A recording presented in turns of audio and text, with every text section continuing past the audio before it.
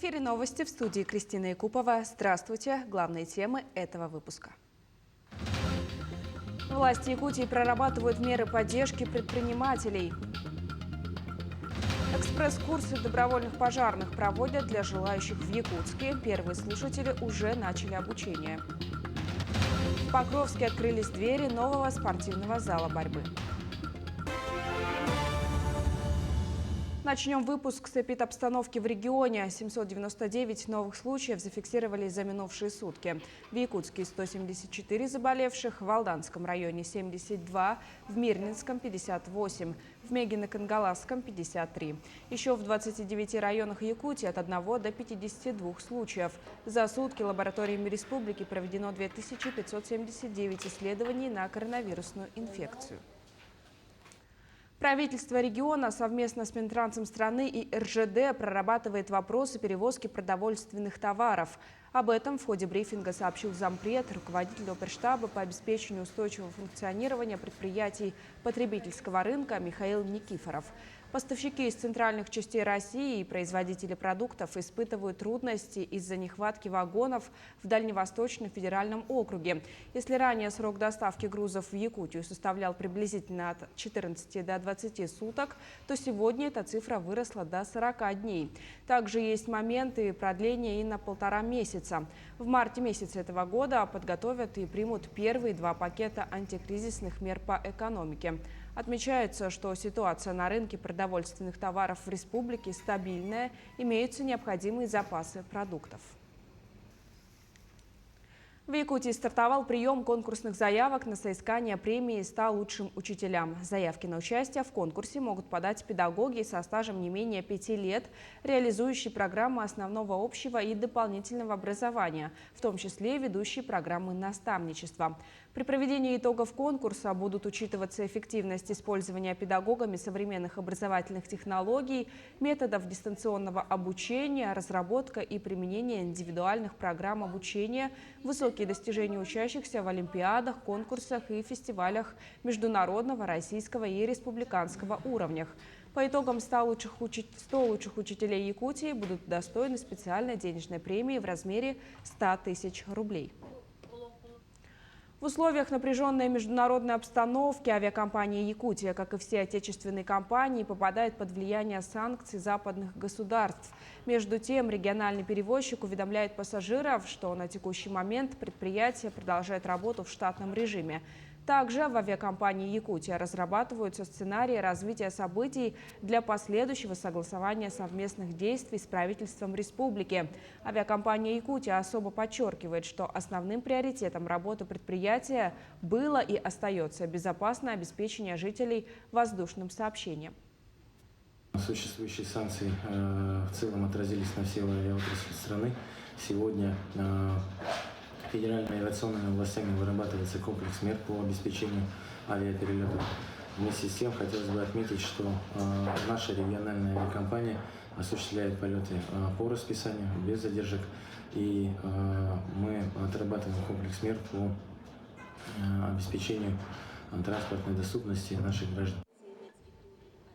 Обслуживание воздушных судов авиакомпании «Якутия» во Внуково продолжается в полном объеме. Вопрос с наземным обслуживанием воздушных судов в аэропорту Внуково урегулирован.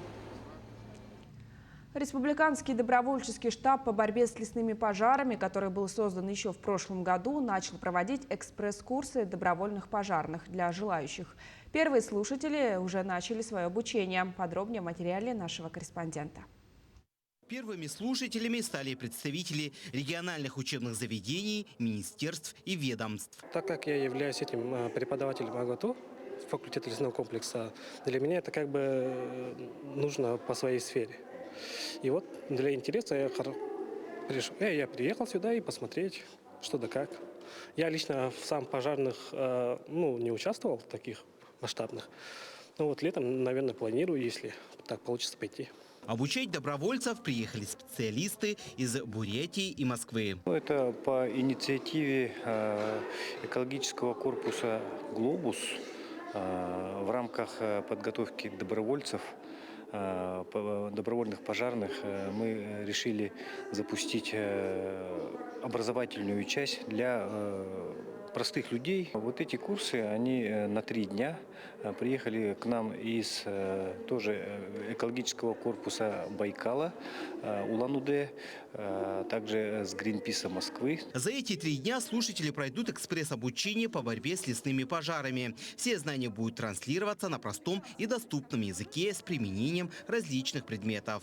Большой упор, конечно, будет сделан на практическую часть. Мы разработали такой формат преподавания материала, чтобы было легко и понятно основные вещи любому человеку, вне зависимости от его предыдущего жизненного опыта, возраста или склада ума. И за эти 3 дня мы хотим дать основную базу техники безопасности, основные способы тушения ландшафтных пожаров, какие есть юридические особенности в этой работе, кто за что отвечает, как работать с государственными структурами, откуда вообще можно узнавать о пожарах, какие причины и как можно профилактировать, ведь хороший пожар, маленький пожар, а лучше тот, которого не случилось вовсе.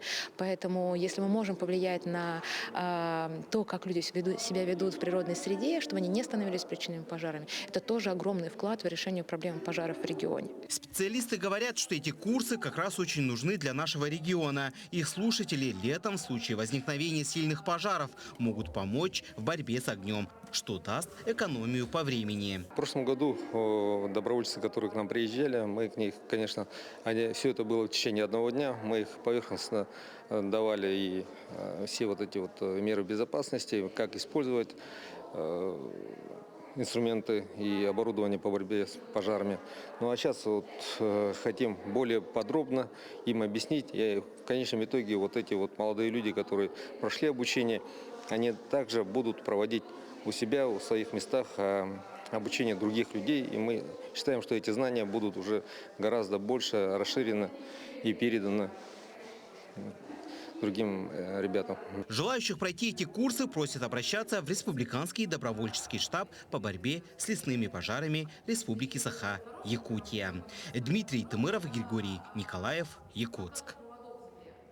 На этой неделе, 3 марта, отмечали Международный день охраны здоровья уха и слуха. На сегодняшний день потеря слуха считается самой распространенной сенсорной формой инвалидности в мире. По данным ВОЗ, от глухоты и нарушений слуха страдают примерно 360 миллионов человек. На День открытых дверей, посвященный Международному дню слуха, отправилась и наша коллега Надежда Саханская. Жираф. Ага, вот хорошо. Вот дома она отработала, и очень хорошо, да? Именно таким образом проходит процесс реабилитации пациентов с кохлеарными имплантами. Не секрет, что речь человека напрямую зависит от его слуха, и если звуки внезапно перестают окружать, то и о коммуникации придется забыть на неопределенный срок. Однако, как и многие события, наступление глухоты можно предотвратить еще в очень раннем возрасте. Начиная с новорожденного до до преклонного возраста, можно сказать. Потому что новорожденные дети проходят на 3-е сутки в роддоме аудиологический скрининг, так называемый. Это проверка слуха. Проверяет в роддоме, и там результат прошел, не прошел, выходит. Если не прошел, то ребенок, возможно, угрожаемо по тугоухости. И получается, на 2-й этап, на аудиоскрининг, к нам направляет сурдоцентр на более углубленное обследование слуха. Одно дело выявить проблемы со слухом в возрасте до года, совершенно иное в зрелом. Хотя в любом случае пациент переживает внушительное количество стресса и старается как можно скорее реабилитироваться. Так Раиса Иванова вот уже с 2020 года ходит с кохлеарным имплантом, который помогает ей слышать и не терять связь с миром. Вот буквально на той неделе я сюда на занятие услышала чириканье птиц. Это, вы знаете, после 7 лет.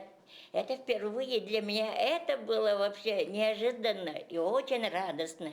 И вот я за это очень благодарна нашим врачам Сурдовой Варваре Михайловне. И вот моя учительница моей самой Надежде Михайловне. Вот они люди, которые даренные Богом, людям помогать, чтобы они всегда очень внимательны, очень вежливы и очень терпеливы. Вежливость, терпеливость и неравнодушное отношение. Пожалуй, именно эти качества и помогают людям с особенностями здоровья чувствовать себя привычно, учитывая огромную важность, казалось бы, такой простой способности слышать. И, конечно, в свой профессиональный праздник врачи-сурдологи получают свою отдельную благодарность. Здравствуйте. Здравствуйте. Надежда Романовна, разрешите вас поздравить с Международным днем слуха и уха. Мы очень благодарны, и родители, дети с кохлеарными имплантами, хотим вам вручить благодарность от имени родителей. Держите. Ага. И цветочки. С весенним праздником вас. Спасибо. Важно помнить только одно. Во многих случаях потерю слуха можно предотвратить благодаря своевременной диагностике, которая позволит не допустить прогрессирования снижения слуха. Надежда Саханская, Григорий Николаев, Якутск. Широкая Масленица проходит сегодня в столице Южной Якутии. После длительного карантина это первое массовое мероприятие с народными гуляниями и шествием, которое приурочено к столетию республики, Дню народного мастера и Году народного искусства и нематериального культурного наследия народов России. Сейчас колонна начинает свое движение. С подробностями с места событий наш корреспондент Ирина Жданова. Ирина, приветствую, вам слово.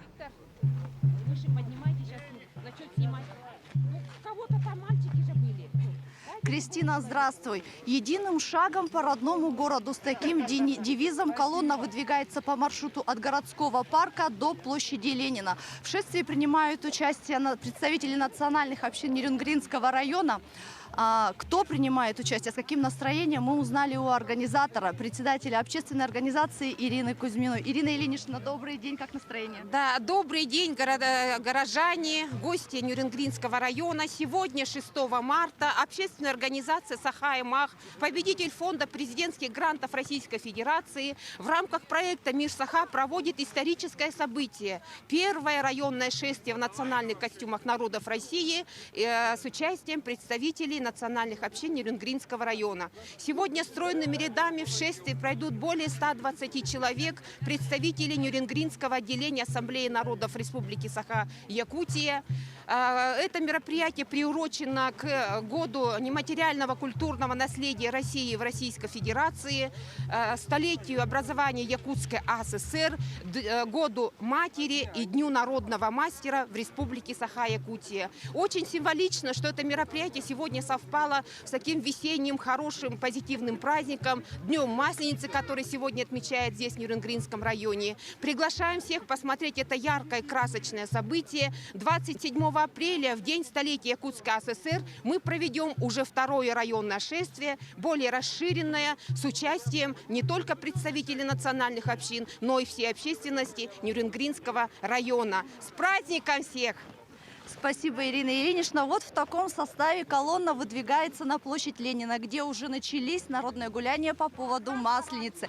Ровно в 13:30 начнется массовый осохой, в котором примут участие представители национальных общин и, конечно, все желающие. Кристина.